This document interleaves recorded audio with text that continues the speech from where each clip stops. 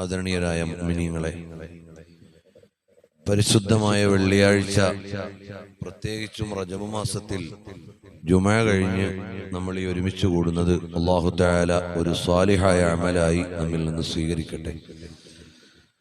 നമ്മുടെ എല്ലാവരുടെയും പ്രവർത്തനങ്ങളിൽ അല്ലാഹു ബർക്കത്ത് ചെയ്യട്ടെ. നമ്മുടെ ജീവിതത്തിൽ പരിശുദ്ധമായ ഒരു റജബ് കൂടി നമുക്ക് ലഭിച്ചിരിക്കുകയാണ്. അള്ളാഹുവിലേക്ക് ഇബാദത്ത് ചെയ്ത് അടുക്കാൻ പറ്റുന്ന നല്ല ഒരു കാലം. വർത്തമാനകാലത്ത് നമ്മൾ ഓരോ രാജ്യത്ത് നിന്നും മുസ്ലിങ്ങൾക്കെതിരെയും ഇന്ത്യ മഹാരാജ്യത്ത് തന്നെ രാഷ്ട്രീയമായ പല സാഹചര്യങ്ങളും പ്രതികൂലമായി നമ്മൾ കേട്ടുകൊണ്ടിരിക്കുകയാണ്. അതിൽ പ്രധാനപ്പെട്ട ഒരു കാര്യമാണ് ഒരുപാട് സ്ഥലങ്ങളിൽ പള്ളികൾ തകർക്കപ്പെടുന്നു എന്നത്. എന്തുകൊണ്ടാണ് പള്ളികൾ തകർക്കപ്പെടുന്നത് എന്നതിന് ഒരു ഉത്തരം മുസ്ലിങ്ങളായ ആളുകൾക്ക് പള്ളിയിലിരിക്കാൻ നേരമില്ലാത്തത് കൊണ്ട് എന്നാണ്. അള്ളാഹുവിന്റെ തൗഫീഖ് കൊണ്ട് ഇന്ത്യ മഹാരാജ്യത്തിന്റെ അങ്ങേയറ്റം മുതൽ ഇങ്ങേയറ്റം വരെ പല പ്രാവശ്യവും യാത്ര ചെയ്യാൻ സാഹചര്യമുണ്ടായിട്ടുണ്ട്. പലതവണയും നമ്മൾ പോയി നിസ്കരിച്ച പള്ളികൾ ഇന്ന് പലതും അവിടെ ഇല്ല. പ്രത്യേകിച്ച് പറയുകയാണെങ്കിൽ ലക്നൗ സിറ്റിയിൽ 2 വർഷം മുമ്പ് ഞങ്ങൾ പോയി നിസ്കരിച്ച ഒരു 10 പള്ളിയെങ്കിലും ഇപ്പോഴവിടെ ഇല്ല. ഇതുപോലെ ഓരോ നാട്ടിലെയും എണ്ണി നമുക്ക് പറയാൻ കഴിയും. നൂറ്റാണ്ടുകൾ മുസ്ലിമീങ്ങൾ ഇബാദത്ത് ചെയ്തുകൊണ്ടിരുന്ന വലിയ പഴക്കമുള്ള പള്ളികളും ദീനീ സ്ഥാപനങ്ങളും ഇന്ത്യയിൽ മാത്രമല്ല ലോക രാജ്യങ്ങളിൽ പല കാലത്തും ഇല്ലാതായിട്ടുണ്ട്. ആ ഇല്ലാതായതൊക്കെ എപ്പോഴാണ് എന്ന് പരിശോധിച്ചു നോക്കിയാൽ മുസ്ലിങ്ങൾക്ക് പള്ളിയിൽ നേരത്തെ വരാനും കുറച്ചു സമയം ഇരിക്കാനും സമയമില്ലാതെ വന്നപ്പോൾ എന്നാണ് അതിന്റെ മറുപടി. ഒറ്റ ഉദാഹരണം പറഞ്ഞ് ഞാൻ നിർത്തുകയാണ്. പരിശുദ്ധമായ റജബ് മാസത്തിൽ നമ്മൾ പരിശുദ്ധമായ മസ്ജിദുൽ അഖ്സയെ പ്രത്യേകം ഓർക്കും. പരിശുദ്ധ ഖുർആനിൽ അല്ലാഹു തആല പറഞ്ഞല്ലോ, സുബ്ഹാനല്ലദീ അസ്റാ ബിഅബ്ദിഹി ലൈലൻ മിനൽ മസ്ജിദിൽ ഹറാമി ഇലൽ മസ്ജിദിൽ അഖ്സ. നബി സല്ലല്ലാഹു അലൈഹി വസല്ലം തങ്ങളെ മസ്ജിദുൽ ഹറാമിൽ നിന്ന് മസ്ജിദുൽ അഖ്സയിലേക്ക് അല്ലാഹു തആല രാത്രിയിൽ യാത്ര ചെയ്യിച്ചു, ഇസ്റാ നടത്തി. ആ ഇസ്രാഇന്റെ രാത്രിയിൽ നബി സല്ലല്ലാഹു അലൈഹി വസല്ലം തങ്ങൾ എല്ലാ അമ്പിയാക്കന്മാർക്കും ഇമാമായി നിസ്കരിച്ചു. എല്ലാ പ്രവാചകന്മാരും ഒരേ സമയത്ത് ഒരു പള്ളിയിൽ ഒരുമിച്ചുകൂടി ജമാഅത്തായി നടന്നത് നമ്മൾ ആകെ വായിക്കുന്നത് മസ്ജിദുൽ അഖ്സയിൽ നിന്നാണ്. മസ്ജിദുൽ ഹറാമിൽ അങ്ങനെ ഒരു ജമാഅത്തിനെ കുറിച്ച് നമ്മൾ വായിച്ചിട്ടില്ല. മസ്ജിദുൻ നബവിയിൽ അങ്ങനെ ഒരു ജമാഅത്തിനെ കുറിച്ച് വായിച്ചിട്ടില്ല.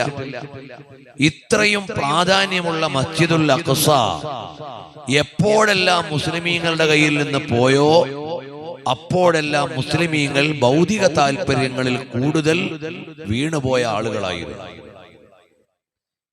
എപ്പോഴെല്ലാം മസ്ജിദുൽ അഖ്സ നമ്മുടെ കയ്യിലേക്ക് കിട്ടിയോ അന്നെല്ലാം മുസ്ലിം സമുദായം ഇബാദത്തുകളിലും ആത്മീയ കാര്യങ്ങളിലും പ്രാധാന്യമുള്ളവരായിരുന്നു.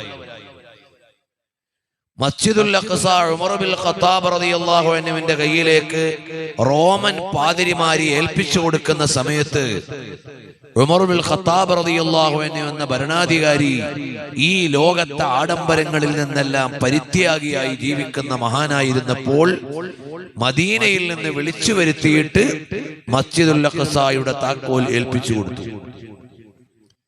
പിൽക്കാലത്ത് മുസ്ലിം ഭരണാധികാരികളും മുസ്ലിം പൊതുജനങ്ങളും മദ്യപാനത്തിലും ആസ്വാദനങ്ങളിലും ആർഭാടങ്ങളിലും സ്ത്രീപുരുഷ സങ്കലനങ്ങളിലും എല്ലാം ഉറഞ്ഞു തുള്ളാൻ തുടങ്ങിയപ്പോൾ മസ്ജിദുൽ അഖ്സ നമ്മുടെ കയ്യിൽ നിന്ന് പോയി.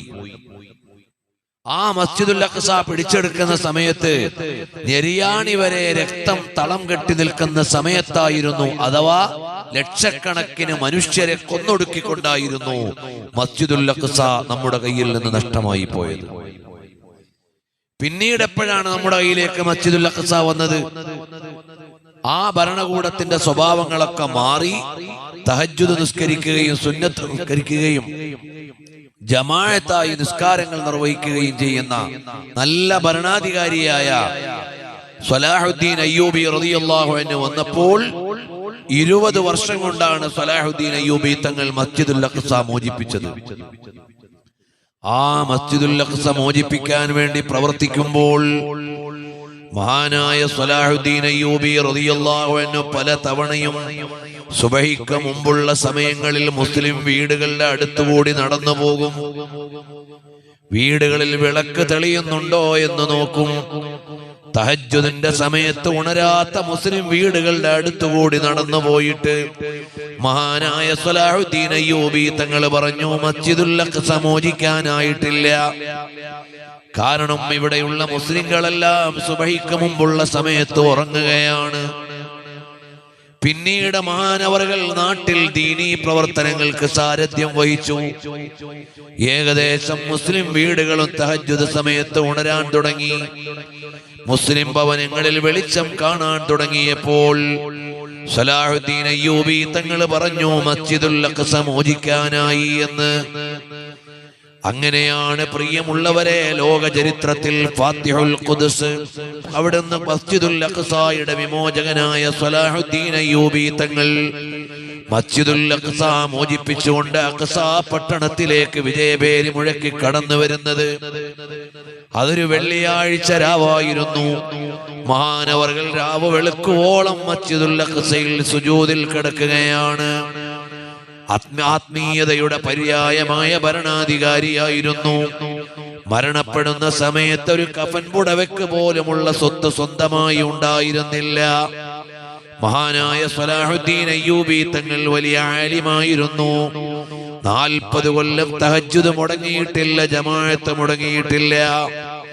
അധികാരിയായിരുന്നപ്പോഴും അവിഹിതമായി ഒരു സമ്പത്തും സമ്പാദിച്ചില്ല. അങ്ങനെയുള്ള ഒരു ലീഡർ വന്നപ്പോൾ ബൈത്തുൽ മുഖദ്ദസ് തിരിച്ചു കിട്ടി. പിന്നീട് പ്രിയമുള്ളവരെ, നമ്മളെല്ലാവരും ഭൗതിക താല്പര്യത്തിലേക്ക് കയറി. വെള്ളിയാഴ്ച അൽ കഹ്ഫ് ഓതാൻ നേരമില്ല, സ്വലാത്ത് ചൊല്ലാൻ സമയമില്ല, പള്ളിയിൽ നേരത്തെ വരാൻ നേരമില്ല. പള്ളിയിൽ അല്പനേരം ജുമുഅ കഴിഞ്ഞാൽ ദുആക്ക് ഇജാബത്തുള്ള സമയമാണ്. ആ സമയം ഒന്നിരിക്കാനോ നിസ്കരിക്കാനോ നേരമില്ലാതെ വരുമ്പോൾ നമ്മുടെ 1000 പള്ളികൾ ഏതുപോലെയാണ്. ഇന്ന് നമ്മൾ എണ്ണിക്കൊണ്ടിരിക്കുന്ന യൂറോപ്യൻ രാജ്യങ്ങളിൽ ഒരുപാട് രാജ്യങ്ങളും മുസ്ലിങ്ങളുടെ കയ്യിലായിരുന്നു. സ്പെയിൻ മുസ്ലിങ്ങളുടെ കയ്യിലായിരുന്നു. പരിസര രാജ്യങ്ങൾ മുഴുവനും മുസ്ലിങ്ങളുടെ കയ്യിലായിരുന്നു. നമ്മുടെ കയ്യിൽ നിന്ന് നമ്മളെല്ലാവരും, അഥവാ നമ്മുടെ മുൻഗാമികളായ ഒരു ജനത ഭൗതിക താല്പര്യങ്ങൾക്ക് പ്രാധാന്യം കൊടുത്തപ്പോൾ യൂറോപ്പ് മുഴുവനും നമ്മുടെ കയ്യിൽ നിന്ന് ക്രൈസ്തവ യൂറോപ്പ് പിടിച്ചുകൊണ്ടുപോയി. ഉള്ള പള്ളികൾ മുഴുവനും ഇല്ലായ്മ ചെയ്യപ്പെട്ടു. ആത്മീയ വിലാസങ്ങൾ മുഴുവനും ആരോ അടിച്ചുകൊണ്ടുപോയി. ഇതുപോലെ ഒരു പരീക്ഷണത്തിന്റെ കാലം ഇന്ത്യ മഹാരാജ്യത്ത് വരുന്നുണ്ടോ എന്ന് നമ്മൾ ആലോചിക്കണം. ഒന്നാമത് പ്രതികൾ നമ്മൾ തന്നെയാണ്. യാ അയ്യുഹല്ലദീന ആമനൂ ആമിനൂ, ഓ മുഅ്മിനീങ്ങളെ, നിങ്ങൾ ഈമാനിൽ നിതാന്ത ജാഗ്രതയുള്ളവരാകണം. അല്ലെങ്കിൽ നാളെ നമ്മൾ വിരല് കടിച്ചിട്ട് ഒരു കാര്യമില്ല. നമ്മൾ അനാവശ്യങ്ങളിലേക്ക് ചേക്കേറുകയും അള്ളാഹുവിനെ മറക്കുകയും ചെയ്യുമ്പോൾ നമ്മുടെ എല്ലാ സൗകര്യങ്ങളും പിടിച്ചുകൊണ്ടുപോകും. അമവി ഭരണാധികാരികളിൽ അവസാനത്തെ ഭരണാധികാരിയുടെ കയ്യിൽ നിന്ന് യൂറോപ്പിന്റെ പൂർണ്ണാധികാരം ജൂലിയൻ ഏറ്റുവാങ്ങുന്ന സമയത്ത് അദ്ദേഹം ഇരുന്നുകൊണ്ട് കരഞ്ഞിട്ട് പറഞ്ഞു, ഞങ്ങളുടെ പള്ളികൾ എല്ലാം നിലനിർത്തണമെന്ന്. കുറച്ചു കഴിഞ്ഞപ്പോൾ അവർ ആ കരാറ് മുഴുവൻ ലംഘിക്കുകയും സ്പെയിനിന്റെയും അതുപോലെ ഒരുപാട് യൂറോപ്യൻ രാജ്യങ്ങളിലെ 100 കണക്കിന് പള്ളികൾ അനാഥമാവോട്ട് പോവുകയും ചെയ്തു. അതുകൊണ്ട് ചരിത്രത്തിന്റെ ആവർത്തനങ്ങൾ എപ്പോഴെവിടെയാണ് സംഭവിക്കുക എന്നറിയില്ല. അതുകൊണ്ട് നമ്മൾ ഓരോരുത്തരും അള്ളാഹുവിനെ അറിയുന്നവരാകണം. അതിനാണ് വെള്ളിയാഴ്ച ദിവസങ്ങളിൽ യാ അയ്യുഹല്ലദീന ആമനുത്തഖുല്ലാഹ്, ഓ മുഅ്മിനീങ്ങളെ, നിങ്ങൾ അള്ളാഹുവിൽ തഖ്വയുള്ളവരാകണം എന്ന് പറയാൻ പ്രത്യേകമായ ഒരു ജുമുഅ വെച്ചിട്ടുള്ളത്. സയ്യിദുൽ അയ്യാം, ദിവസങ്ങളുടെ രാജാവായ ജുമുഅ.